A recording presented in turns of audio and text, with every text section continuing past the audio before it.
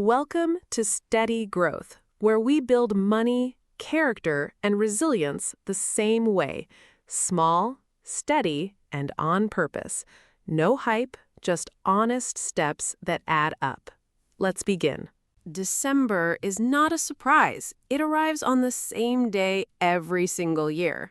And yet, somehow, it ambushes millions of families like a masked stranger jumping out of a closet.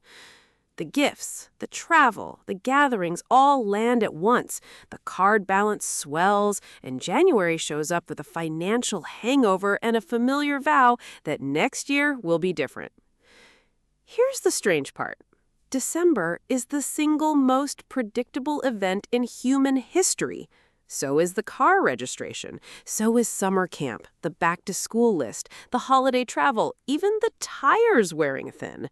None of these are bolts from the blue. They are appointments. Some land on a known day, the rest in a known season, and they keep mugging good, smart families anyway because of one quiet gap. We treat predictable expenses like emergencies and then act shocked when the emergency keeps its appointment. Tonight, let us close that gap for good with one of the oldest, humblest tools in family finance. It is called a sinking fund. The name is the worst thing about it, so picture this instead. Picture a shelf with 4 glass jars on it. The first is labeled holidays, the next car stuff, then camp and school, then home repairs. And above the shelf, a little faucet labeled payday. Every payday, that faucet opens and a thin, steady trickle of coins runs down into each jar. Watch them fill. A few coins into the holidays jar, a few into the car jar, the level creeping up a finger width at a time, drip by drip, month after month, while you barely even notice it is happening. And then one day, the bill comes, and the jar is already full. That is the whole idea, and it is almost embarrassingly simple. A sinking fund is a labeled pile of money you fill in tiny pieces on purpose ahead of a known expense, so that when the bill arrives, it finds the money already sitting there quietly waiting for it. And the math is one division problem. Say the holidays cost your family $600 a year. 600 divided by 12 is 50. So $50 a month trickles into the jar marked holidays, starting in January. And when December rolls in doing its big, intimidating December thing, you do not flinch, you just open the jar. Registration runs $240 a year. That's $20 a month.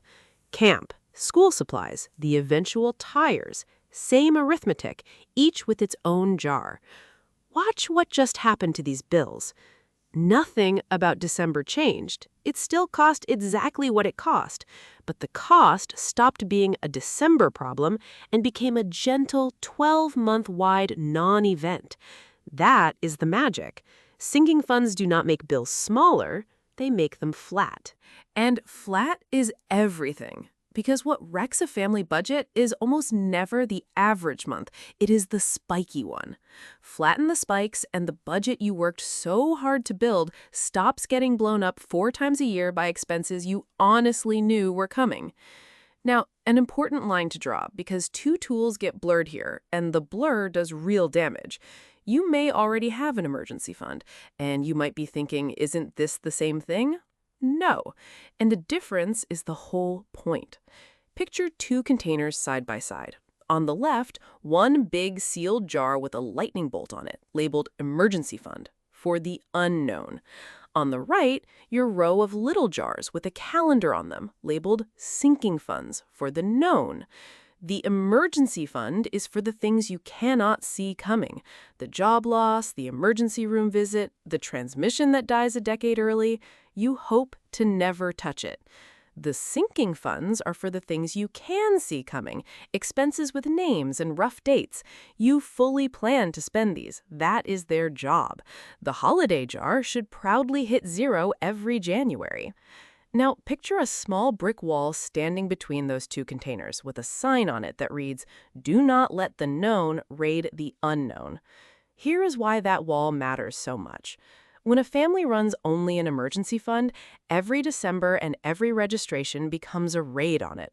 You reach over the wall that should be there and scoop money out of the ambulance jar to pay for a perfectly scheduled appointment. And each raid stings, feels like failure, and slowly teaches the family a quiet lie that saving is pointless because something always comes up. But nothing came up. December came around and the fund built for ambulances got drained by an appointment. Separate the jars and both finally do their jobs. The emergency fund sits untouched, growing quietly toward real peace of mind, while the sinking funds absorb the calendar's punches like they are nothing. Known expenses get jars. Unknown expenses get the fund. Write that on the wall, and half of your money stress simply walks out the door. So how do you build this? It takes one evening and you already own every tool it needs. Step 1. List your ambushes. Scroll back through last year's bank statements because they do not lie, and write down every irregular expense that smacked you. Holidays, birthdays, registration, insurance you pay in lumps, camp, school supplies, the vet, home repairs, travel. Most families find 8 or 10. Do not agonize over precision. A jar that's 80% right still beats an ambush by 80%. Step 2, divide. Take each expense and divide by 12, or by however many months you have until it is due if it's coming up sooner. Add those trickles together. That monthly total is the price of predictability, and seeing it is usually the big gasp of the evening. We spend $300 a month on surprises? Yes, you always did. Separate the jars and both finally do their jobs.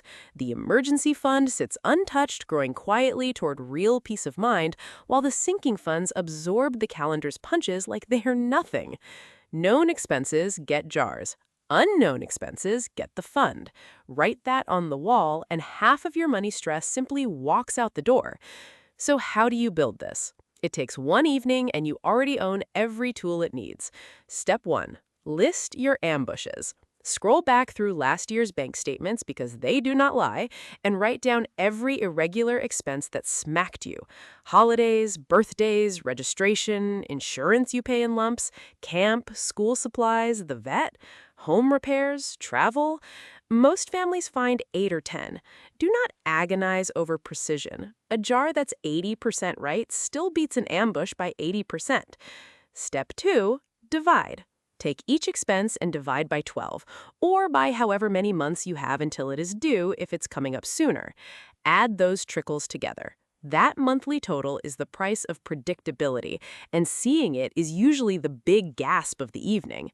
We spend $300 a month on surprises? Yes. Now it is just visible and flat. Step 3, and you knew this was coming, automate the trickles. Most banks let you split your checking into named sub-accounts or open a few savings buckets. Label them, schedule the transfers for the morning after payday, and let the machinery do what willpower was never going to do for 10 jars every single month. This is the part that matters most, because a jar you have to remember to fill by hand is a jar that quietly goes empty. Hand the filling to the bank, and the trickle never skips a month, never gets forgotten, never loses an argument with a tired Tuesday. After that, upkeep is almost nothing. When life surfaces something new, cleats, registrations in March, it is not a crisis anymore. It is just a new line. Divide, automate, done. Before we land, one honest caveat, because this lovely little tool can absolutely tip over, and it tips 2 ways. The first is over-jarring. Somewhere around jar number 11, the gift wrap fund, the oil change fund, a separate jar for each child's each activity, the system crosses the line from organized into oppressive. And a budget that needs a spreadsheet just to find your own money is a budget you will abandon by spring. So picture 15 tiny, over-specific jars wobbling and toppling off the shelf next to 4 sturdy ones that just sit there working. Holidays, car, kids, home. Start with 3 or 4 broad jars and only split one when it truly earns it.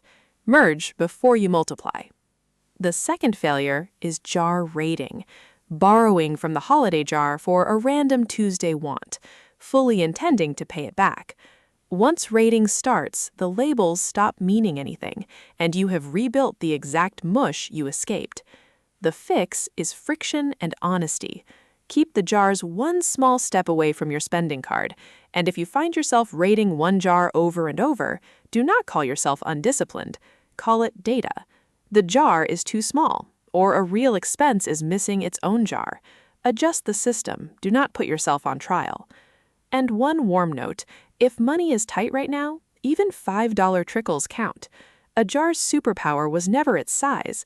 It is that it exists, pointed at the future, filling while you sleep. So here's the whole thing to carry into one quiet evening this week. Your family's surprise expenses were never surprises. They were appointments you simply hadn't set money aside for, and they've been mugging your budget on a schedule a child could memorize. So end it. List the ambushes, divide each by the months you have, label the jars, and automate the trickles, so the filling happens the way every good system should, without you. Keep the emergency fund sacred for the genuinely unknown. Keep the jar count humble enough to actually live with, and then enjoy the strange new feeling coming your way. Registration arrives, and it's boring. December arrives, and it's just December. Lights and cookies and zero financial dread. Paid for by $50 painless a month you stopped noticing back in February. That's the quiet thesis of this whole channel in one tool. Big, stressful things dissolved into small, steady, automatic ones. Every bill gets a jar. Every jar gets a trickle. And your family gets the rarest financial luxury there is, a future with no ambushes in it. If something here was useful today, the best thing you can do is use it tonight in one small way. And if you'd like to keep growing with us, you're welcome in our tribe at familycreative.org. It's where we gather the tools and resources we build for people doing this on purpose, and where you can learn more, share what's working, and help someone a few steps behind you. That's the whole point. Small, steady, together. Be kind, try hard, do the work, build the family. We'll see you in the next one.